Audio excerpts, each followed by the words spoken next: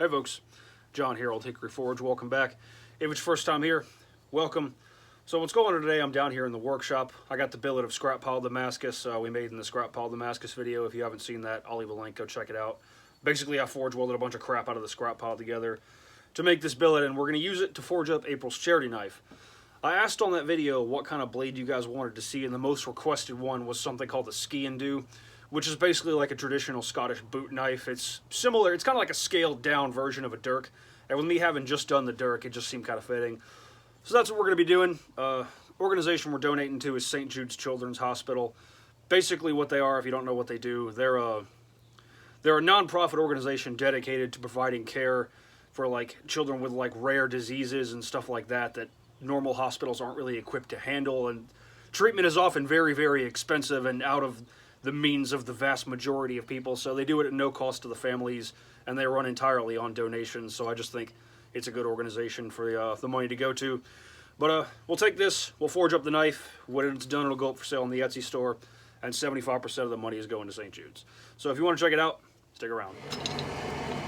So nothing too terribly fancy about forging out a blade like this. Just going to isolate the material for the tang.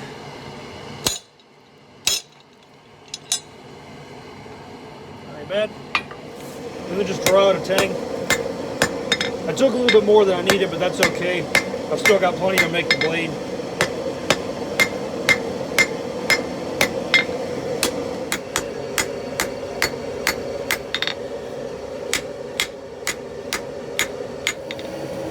So, yeah, definitely took way more material than I needed for the tang. This is all the length I really need, and it's still way, way too thick. So I'm going to go ahead and stop there and start working on the blade. So we're just going to forge in a point, start profiling this baby out, and keep moving.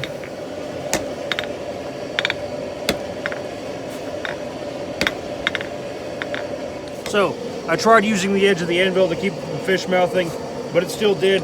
So I'm just going to go through with the cutoff hardy, knock off one of the corners, and that'll make forging out the point a good bit easier. So with that corner gone, you can just kind of work it in where you made your cut to make your point.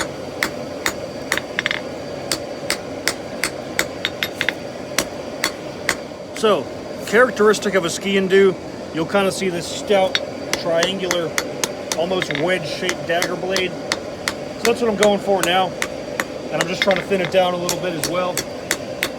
I'm actually not going to forge in the bevels on this blade because I think grinding through the layers will make for a better pattern.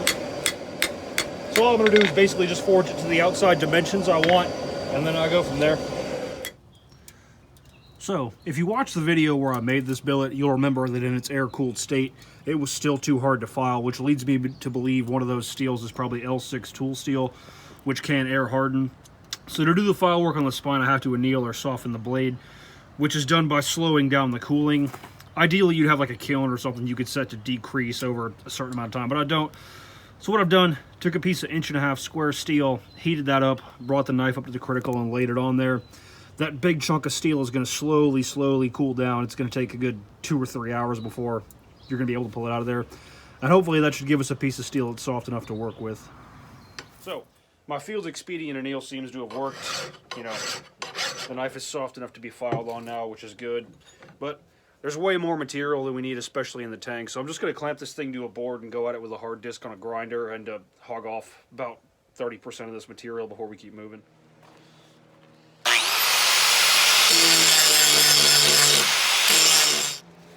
So, got a good bit of material removed. It's still a little bit too thick, but this is where I want to start worrying about making it nice and flat.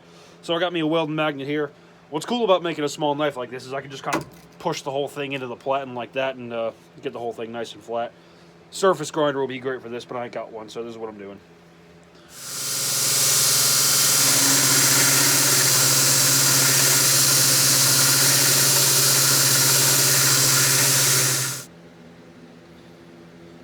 Moving right along, getting this thing nice and thin and flat was actually surprisingly fast. I think the anneal really helped.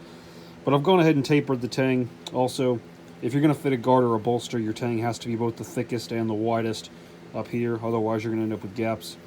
So, next thing I'll do is just go through with a file and square these shoulders up as best I can and move on to making the bolster for this thing. So, To get the shoulders filed pretty close to square, what I've done is I've gone ahead and clamped it up in the vise with a straight piece of steel, using a frame and square, and I'm just eyeballing kind of down the center of the tang with that. And then I'll just go through the file, you know, and get it as close as I can.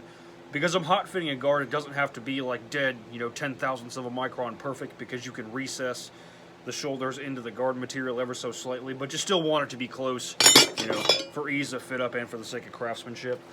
So I'm just going to go through, get it as close as I can. So to make the bolster for this knife, what I got here is a piece of wrought iron. It looks to have some pretty coarse grain to it, so it should yield a pretty interesting pattern when acid etched. So I'm going to forge out a bar of this, and that'll be our bolster material. So I'll just take and forge out a flat bar. Nothing to it really. And wrought iron's pretty soft, so this won't take very long. So I actually didn't go all the way up to the shoulders because I realized halfway through hot fitting this that to really show the grain of the wrought iron, it's going to have to be ground smooth and everything. And if I get it the fit up perfect now and then grind it smooth, it's going to remove material from here and screw with the fit up. So I'll just go in here with some needle files and get everything where it needs to go after the guard is cleaned up. So, got my bolster material shaped out, got the edges polished up. Now I need to refine that fit up. So all I've got to do is just chuck it up in the vise and go in here with a needle file and slowly open up this slot until the tang sits down in there nice and flush.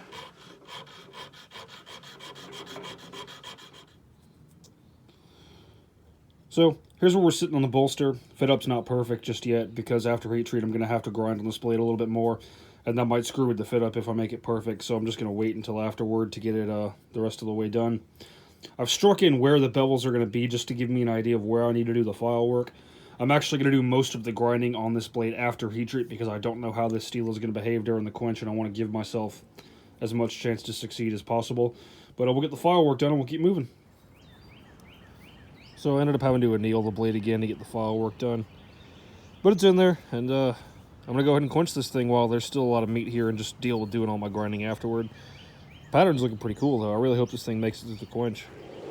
Alright, going in for the quench. I normalize this thing 3 times off camera and stamp my mark, so hopefully we don't have any problems. So here we are to the quench. It's hardened really, really well. Skates a file really good.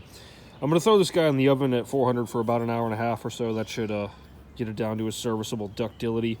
Normally I'd torch temper, but I got a bunch of other crap to do, so I'm just going to throw this thing in the oven. So here we are to the temper. Got a nice dark straw on the blade. It's looking good. I think I'm going to do a full flat grind with a false edge up in front of the file work, kind of like I did on the dirk. When you're doing your grinding after heat treat like this, you just got to be careful not to overheat the blade, so keep a bucket of water handy and take your time. And we'll keep moving.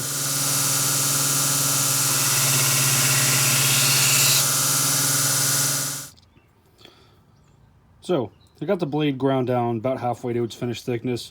Seems to be going well.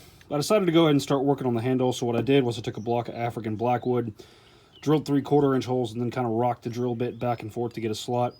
Friction fits onto the tang really well, actually, so I'm going to go ahead and do some preliminary shaping on this. Don't have too much of a plan with how I want it to look. I'm just going to start grinding on it and see what it wants to do.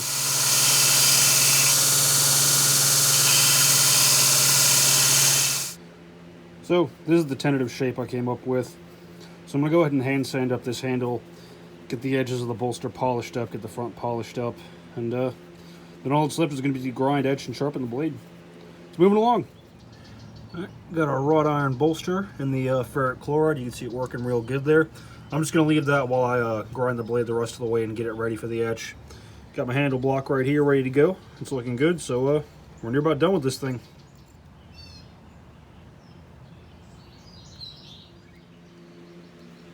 So here you are to the etch. I just left both pieces in there for about an hour. I've neutralized the acid with some Windex and I've sprayed it down with some WD-40. And I'm just going to let this sit for about 20 minutes so the oxides harden up really good. That way when I polish it with the 2000 grit, I'll get a better contrast. So I really wasn't getting the contrast I wanted with just the ferric chloride, so what I did was I did another etching cycle and then threw this thing in a pot of strong instant coffee overnight. and it just turned it like dead black, and I think it looks really cool. And also I found out that in traditional Gaelic, Sgian dubh actually means black knife, so I'm just going to leave this with this really dark, subdued contrast. I think it'll look cool. All that's left is to get the handle glued up. As you can see, I've cut some notches into the tang just with an angle grinder to help it grab a hold of the epoxy a little better. Get it sharp and we'll be good to go.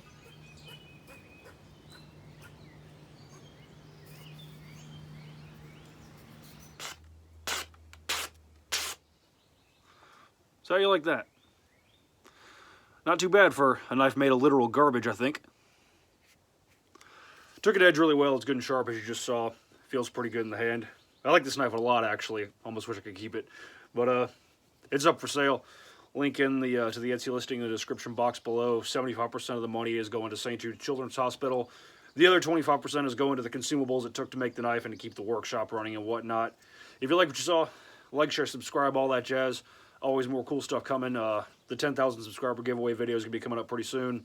If you have suggestions for other knives or anything you'd like to see made for future charity builds or future charities you'd like to see donated to, go ahead and drop those in the comments. And that's all I got for you. Y'all take care.